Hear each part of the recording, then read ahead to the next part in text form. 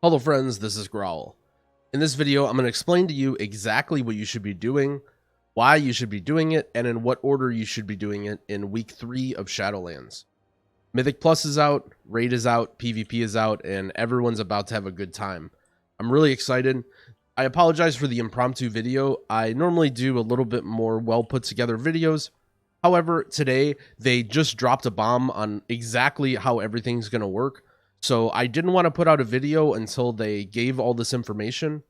I wanted to make sure that all my information for you guys was correct and up to date, and I didn't want to speculate at all. So unfortunately, here we are on Monday putting out the video for what we do next week. So I hope you guys enjoy.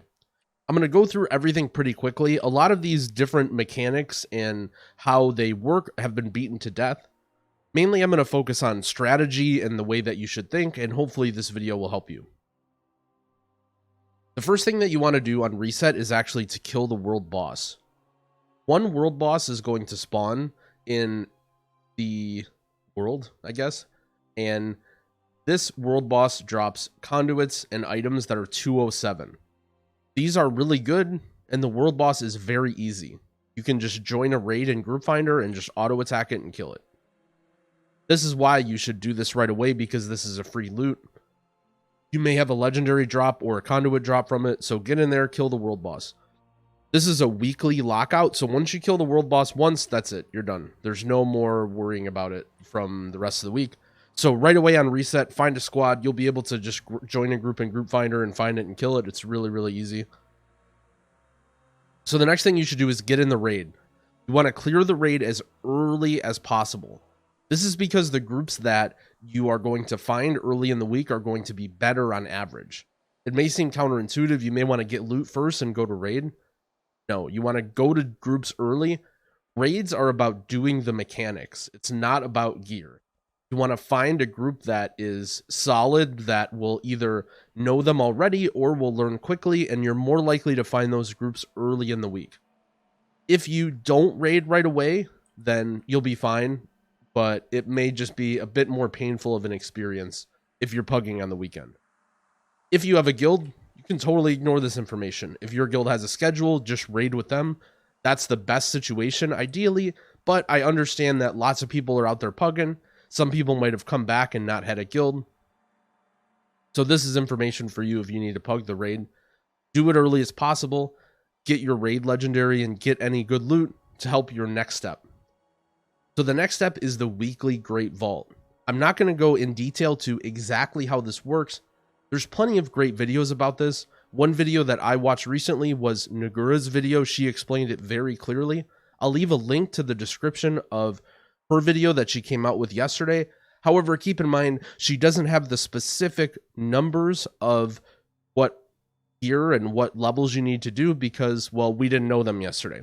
But that's a good explanation of how it works. I'm just going to explain the numbers and how they work. This is going to be the most challenging thing that you do next week. And this is why I'm including it early in the list. It's probably something that you're going to want to work on. It may take a few days or even the whole week, and you may not even get all the way through it. So here is the loot table that was announced. So here is how Mythic Plus works on the first week of Shadowlands. The best items you can get on the first week are from Mythic Plus 10s. You can get 203 item level. This stuff is going to blow all of your current gear out of the water. So all the stuff that you have on right now doesn't matter. Get in some Mythic Plus and farm, assuming that you don't have raid to do. For farming items from the end of dungeon chest, there's no point in going higher than 10. You can just spam 10s for the best loot. In pugs, 10s might be pretty challenging. So I would say if you're pugging or maybe you're still learning the dungeons, you may want to pug 7s instead. 7s are only slightly less item level than 10s, and they will be much easier than 10s. However, if you have a good group and you can push it up, you will get better loot from 10s. Now let's talk about the weekly Great Vault. The weekly vault is uncapped on the first week. This means in order to get a max item level item from the Great Vault, you will need to do a Mythic Plus 14 to get a 226. This is going to be pretty challenging. I would be surprised if a very large percentage of players can do this. This will be very tough. Keep in mind that as you get more gear, this will become easier.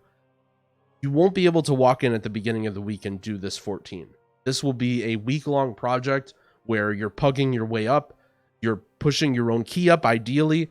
Best case scenario, try to push your own key up or push someone that you know's key or someone in your guild. That's because people are going to want to bring their keys back to their guild. So let's say you help somebody with a 13, they get a 14. They're going to run away with this key and take this to their guild every time. So keep that in mind, that you want to be pushing your own key up. It may be harder. You might not be able to find people, but if you're pushing a key up, work on your own key. That way you don't spend all your time with other people's and then they're going to leave. So again, like I said, with the end of dungeon, this 14 is going to be really tough. Don't feel too bad if you only end up with a 12 or even a 10 on the end of the week. I think a 10 is challenging but obtainable in pugs. I think no one will pug a 14. 14s will only be for more organized groups and guilds on the first week. You will not be able to join a 14 pug in Group Finder. I may be wrong, but keep that in mind, that if your expectations are to pug a 14, you should start networking and making friends and finding a group for that. Also keep in mind that you may want to do multiple of them for multiple choices. So if you do 114, you'll get only one choice. If you do 4, you'll get 2 choices. And if you get 10, you'll get 3 choices. Again, Nagura's video explains this very well. I'm not going to go into depth about how this works. Just keep in mind that you'll not just want to do as high of a key as possible, but as many as possible. The other thing is your PvP rating as well. Maybe dungeons aren't your thing. If you go into PvP, the main goal I would say is about 1800. That's, I believe, I don't have the chart for this, but I believe 1800 is 220 item level or somewhere in this neighborhood. 2100 is going to be very challenging on the first week. If you're a great PvPer, you'll be able to achieve that, but it's not super realistic. So that's what I believe the next breakpoint is after 1800. So in PvP, if you can, try and get your Conquest max to get all 3 choices and then compete all the way to 1800 to get some good choices from there too, if you don't think you'll be able to pug your way up in dungeons. Alternatively, you could do both. If you're no life in it like me and you're playing all, you could get choices from your weekly chest, from Mythic Plus, and from PvP. Just remember that it's all one chest right now, so you'll only get one choice. Even if you do PvP and Mythic Plus, you're only getting one item. So don't feel bad if you can only do one or the other. One thing I want to say too is that my goal is to be doing multiple 14s on every single healer of mine, and I'm going to be streaming live on Twitch all week with groups. So if you want to come in and say hi, I'd really appreciate that. Also, if you want to see some healer gameplay and check out some strategies to see what some of the higher level groups are doing, check out my stream at twitch.tv/yumytv. Okay, so we got that out of the way.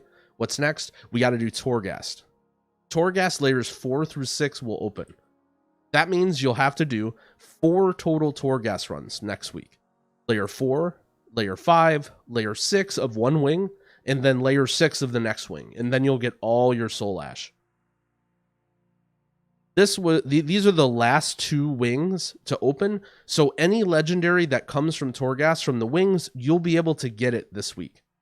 If you're still waiting on a legendary that hasn't come up yet, it will come next week because this is the last week of the 3-week rotation. You should have enough Soul Ash to make either 2 level 1 legendaries or 1 level 2 legendary. So keep that in mind if you want to upgrade yours, if you know which one you're going to want to push to level 4, or if you just want 2. Upgrading a legendary only increases the stats on it. It doesn't actually make the legendary power better in any way. So let's say you're not sure about what legendary you wanted to craft, or maybe you think you made the wrong choice. Making a second level 1 legendary is a totally fine option, and don't worry about doing that. Once you get all that done, that's really the tough part. That is the majority of what you want to do next week. If you have spare time, you also want to do your Renown quests. Next week, you'll be able to get to Renown 9. You'll get it the exact same way as you got it this week. You'll get your 1000 Anima quest. You can do that through weekly dungeon quests and PvP quests and just doing whatever. If you get 5 souls from the Maw, that'll be super easy too. That takes 5 minutes on the first day. Then that will unlock level 8, and then you'll have the campaign quest that you do, which will unlock level 9. Remember, you can always come back to do these, so there's no rush in completing renown stuff right away. This is more stuff that you do later, or it's solo content. Lastly, what you can do is dailies. You can do dailies in the Maw or for callings in your Covenant. This is the exact same as it was before again. The only reason you're doing Maw dailies is to earn rep in Stygia so that you can put sockets in your gear. This isn't super important for now. You may see lots of streamers or serious raiders completely min-maxing and going nuts in the Maw right now. This is because they want to have sockets in the first couple weeks to improve their guild rank. For a majority of the player base, you don't care about getting sockets this early, and you should just take the Maw casually at your own pace. Just make sure that in some of your spare time that you're doing some Maw dailies, so that eventually, once you start getting in best in slot gear and you're looking to progress on some hard bosses, you'll be able to put sockets in it. Callings award Covenant rep. There isn't a whole lot important that comes from Covenant rep, but it's something nice to farm. If you check out your Quartermaster and your Covenant Hall, it will show you what you can buy. It's mostly just cosmetics, transmogs. I think there might be like a mount and some effects or something. So this is cool stuff. Also, the Covenant callings give you gold. So if you're strapped for cash, you can do your Covenant callings on multiple characters. They're usually very easy, and they reward a couple thousand gold each. So that's it. That covers everything that I think you should be doing, in what order and why, in the 3rd week of Shadowlands or the 1st week of the PvP season and Mythic Plus release. I hope this video helped you. Again, I apologize for not having everything more put together, but they just dropped everything that's happening basically today. So I wanted to get this out there so that you guys can plan and figure out exactly what's going on. Thanks for watching. If this video did help you, I'd appreciate it if you gave it a like and subscribe to my channel. I'll be coming out with more Mythic Plus high-level content and raid content now that all this stuff is out. Again, I'll plug it again. I'll be streaming all this stuff as well, so if you're looking for strategies or just want to come say hi, check out my stream, twitch.tv/yumytv. Thanks again, and happy keying, friends.